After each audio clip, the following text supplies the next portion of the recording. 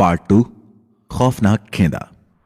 मई का मौसम अक्सर भीषण गर्मी के लिए जाना जाता है। ऐसे में लोग ठंडे पहाड़ी प्रदेशों पर सफर करना ज्यादा पसंद करते हैं। इसी क्रम में टूरिस्ट से भरी एक बस हिमाचल प्रदेश के ऊना नामक स्थान से लगभग 20 किलोमीटर दूर किसी पहाड़ी के चक्कर लगा रही थी। दोपहर का समय होने के बावजूद गर्मी उतनी ज्यादा नहीं थी, लेकिन सूरज की सुहावनी रश्मियां पहाड़ियों के बीच में से बड़े ही मनमोहक ढंग से निकल रही थी। अचानक से बस में बैठा उनका गाइड उठ खड़ा हुआ और बोला, तो दोस्तों, हमीरपुर आने में अभी 80 किलोमीटर और है। तब तक आप लोग आराम से अपना सफर एंजॉय करें और बाहर दिख रहे नज़ारों के मजे लें। अभी आप जिस खूबसूरत गांव को दूर से देख पा रहे हैं उसका नाम है खेंदा। खेंदा को पास करके हम लोग आगे एक ढाबे पर रुकेंगे और खाना पीना खाएंगे। एक युवक जिसने ग्रे कलर की जैकेट और जीन्स पहन रखी थी, वो खिड़की से बाहर देखता हुआ बोला, खेंदा के पास बस रोक देना। गाइड ने उसकी तरफ देखकर कहा, लेकिन ये कोई टूरिस्ट डेस्टिनेशन नहीं है, आगे और भी अच्छी अच्छी जगह पड़ेंगी। उस युवक ने एक सरसरी निगाह से गाइड की तरफ देखा। उसकी आंखों में कुछ ऐसा था कि गाइड की सिट्टे पिट्टे गुम हो गई।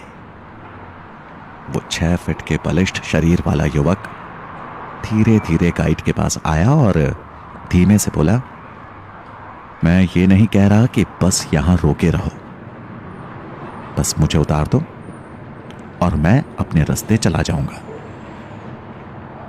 गाइड के चेहरे से ही लग रहा था कि उस युवक की बात का विरोध करने की हिम्मत उसमें स्पष्ट रूप से नहीं थी।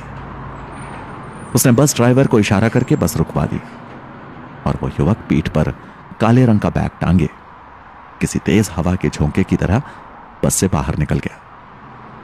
उसके उतरते ही बस वहां से तेजी से निकल गई। अब उस सड़क पर अकेला वही खड़ा था। उसके सामने खेंदा गांव के अंदर जाने का रास्ता था। उसने अपनी जेब से फोन निकाला और कहा, अंगद रिपोर्टिंग, मैं डेस्टिनेशन तक पहुंच गया हूं। आज एनोमली नंबर 263 के बारे में जितना हो सके उतना जानने की कोशिश करूंगा। डेटा कलेक्ट करने के बाद उसे रिट्रीव करने की कोशिश करूंगा। दूसरी तरफ से एक वृद्ध महिला की आवाज आई, अगर एनोमली 263 से निपटना मुश्किल हो तो उसे कैप्चर करने की जरूरत नहीं, बस उसे खत्म कर देना।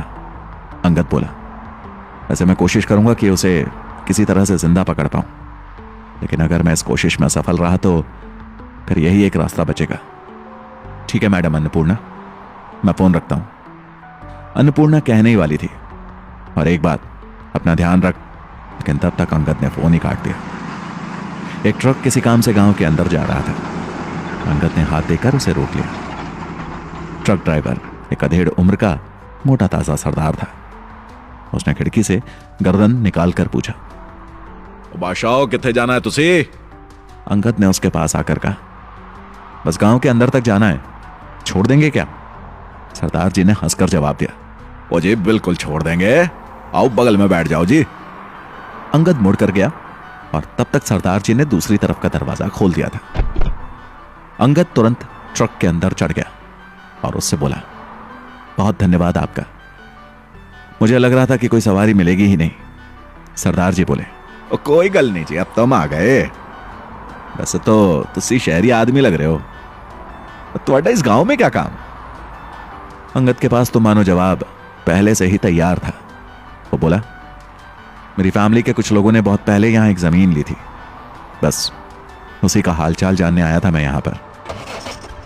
सरदार जी गाड़ी स्टार्ट करते हुए बोले, अजीब गल है, लोग अलग अलग जगह जमीन लेते हैं, लेकिन खेंदा में भला कोई क्यों जमीन लेना चाहेगा जी? अंगद ने सामने खुरदुरी सड़क की तरफ देखते हुए कहा, यह पुरखों की जमीन है। काफी समय पहले मेरे पुरखों ने यह गांव छोड़ दिया था। बहुत समय तक तो मुझे भी नहीं पता था कि हिमाचल में मेरी कोई जमीन भी है, लेकिन अब जब पता है तो सोच रहा हूं कि सही कीमत पर बेच दूं। सरदार जी मुस्कुराते हुए बोले, मैं सही बताऊं तो आप ये जमीन बेच नहीं पाओगे, आपको कोई खरीदार नहीं मिलने वाला। अंगद ने पूछा, ऐसा क्यों कह रहे हैं आप? सरदार जी गहरी सांस लेकर बोले, आपने यहां उस फसल के देवता की कहानी नहीं सुनी जी। फसल का देवता? यह भला क्या भला है? गांव के हर परिवार को हर साल अपनी जमीन का, फसल का एक हिस्सा फसल के देवता के लिए रखना पड़ता है। अगर किसी परिवार की तरफ से फसल का एक हिस्सा घर के बाहर नहीं रखा गया तो फसल के देवता नाराज हो जाते हैं और उनका प्रकोप पूरे गांव को झेलना पड़ता है। अंगद ने हल्के से मुस्कुराकर कहा, आप इन सब बातों में मानते हैं? अब तक सरदार जी का मजाकिया लहजा पूरी तरह खत्म हो चुका था और उनके चेहरे पर गंभीरता साफ दिख रही थी।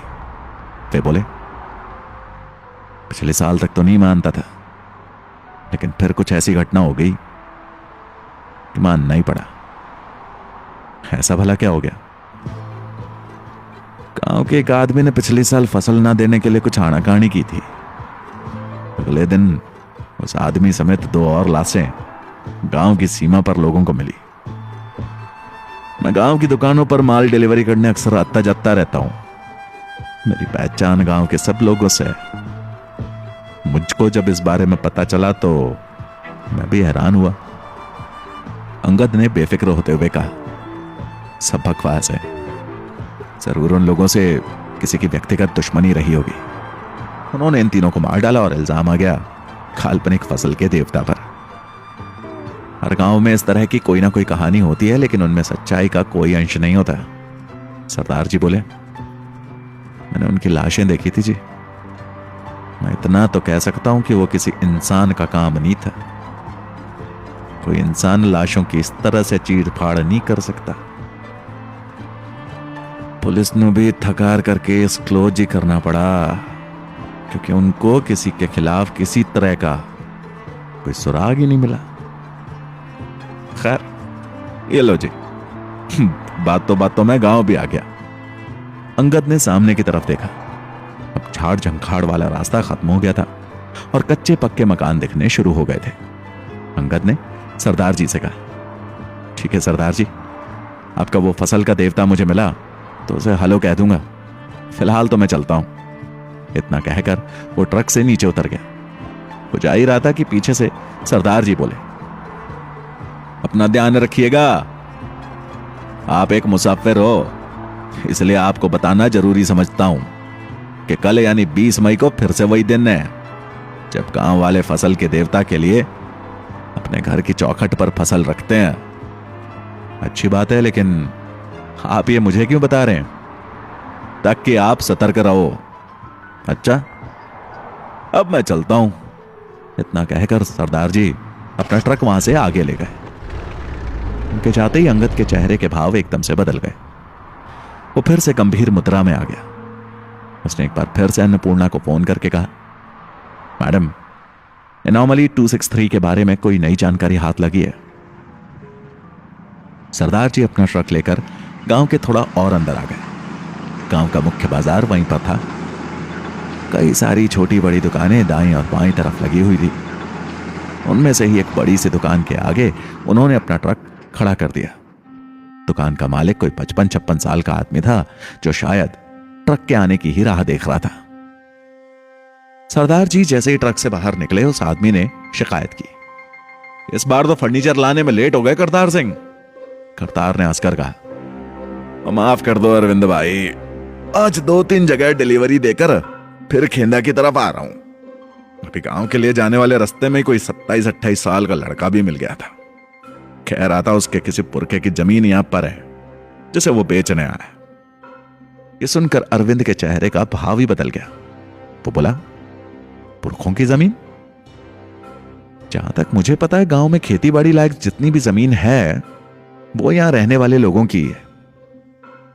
ऐसी कोई भी जमीन नहीं है जो काफी वक्त से खाली पड़ी हो, जिस पर किसी ने जबरदस्ती कब्जा जमाने की कोशिश की हो। अब जो उसने कहा वही मैंने आपको बता दिया बड़े भाई। मैंने भी इस बारे में सोचा था कि भला यहां की जमीन वो किसको बेचेगा, लेकिन भला अब कौन इतनी बुद्धि लगाए। वे लोग बात कर ही रहे थे कि अचानक अरविंद की दुकान के ठीक सामने वाले ढाबे पर एक 21-22 साल का लड़का आकर बैठ गया। अरविंद और करतार सिंह दोनों का ध्यान उसकी तरफ ही चला गया। करतार ने पूछा, ये तो रामू का लड़का बिरजू है ना, जो पिछले साल फसल का एक हिस्सा ना होने की वजह से देवता के गुस्से का शिकार हो गया था। उस घटना के बाद तो इनका परिवार शायद गांव छोड़कर ही चला गया था।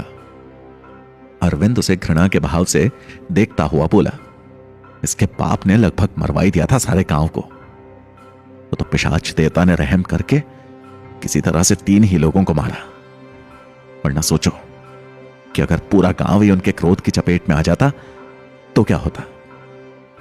करतार भी अरविंद के चेहरे पर आए घृणा के भाव से अनजान नहीं था। उसने कहा, वैसे क्या ये बात सच थी जो सुनने में आई कि तुम्हारी बेटी का इसके साथ कुछ? अरविंद ने उसे गुस्से से देखा तो करतार बोलते बोलते अचानक ही रुक गया। उसे भी एहसास हुआ कि वो जरूरत से कुछ ज्यादा ही बोल गया था। दुकान के अंदर जाते हुए अरविंद बोला, मैं अपने दोनों बेटों को तुम्हारी मदद के लिए भेज रहा हूं। फर्नीचर रखवाने के बाद तुम अपना पैसा लेकर यहां से जा सकते हो। उसके बाद अरविंद दुकान के अंदर गया। 2 मंजिला दुकान अंदर से काफी बड़ी थी। वो शायद गांव की सबसे बड़ी दुकानों में से एक थी। अरविंद ने सीढ़ियों के पास जाकर ऊपर वाले फ्लोर की तरफ देखते हुए आवाज लगाई, धीरज, जानो, जल्दी नीचे आओ। उसके इतना कहते ही 2 पहलवान छाप युवक कुर्ता पायजामा पहने ऊपर से तुरंत नीचे आ गए। बड़े लड़के धीरज ने अरविंद से पूछा, जी पिताजी बताइए। अरविंद के चेहरे पर साफ तौर पर गुस्सा दिख रहा था। उसने पूछा, क्या तुम दोनों में से किसी को भी यह पता था कि बिरजू गांव में वापस आ रहा है? यह सुनकर धीरज और शानू एक दूसरे की तरफ देखने लगे। फिर शानू ने पूछा, यह आप क्या कह रहे हो पिताजी? बिरजू और उसकी मां तो 1 साल पहले ही गांव छोड़कर चले गए थे, जब फसल के देवता का गुस्सा रामू पर टूटा था। अरविंद ने दांत पींच कर कहा, अबे बाहर निकल कर देख, वो लड़का सामने वाले ढाबे पर आराम से बैठकर चाय पी रहा है। यह सुनकर धीरज भड़क गया। वो बोला, उस छोकरे की इतनी हिम्मत कि गांव में वापस आ गया, उसे तो मैं छोड़ूंगा नहीं। इतना कहकर वो बाहर जाने ही वाला था कि अरविंद ने उसे रोकते हुए कहा, अभी अपने गुस्से पर काबू रखो धीरज। वो ढाबे पर बैठा है और उसके आसपास लोग हैं, उसे तो हम बाद में देख लेंगे। फिलहाल करतार सिंह के पास जाकर ट्रक से फर्नीचर उठवाकर दुकान में शिफ्ट करवाओ। मैं तुम्हारा गुस्सा समझता हूं, लेकिन तुम में से कोई भी अभी बिरजू को देखकर अपना आपा नहीं खोएगा। हमें नहीं पता कि वो वापस गांव में क्यों आया है, इसलिए थोड़े वक्त तक शांत रहने में ही समझदारी है।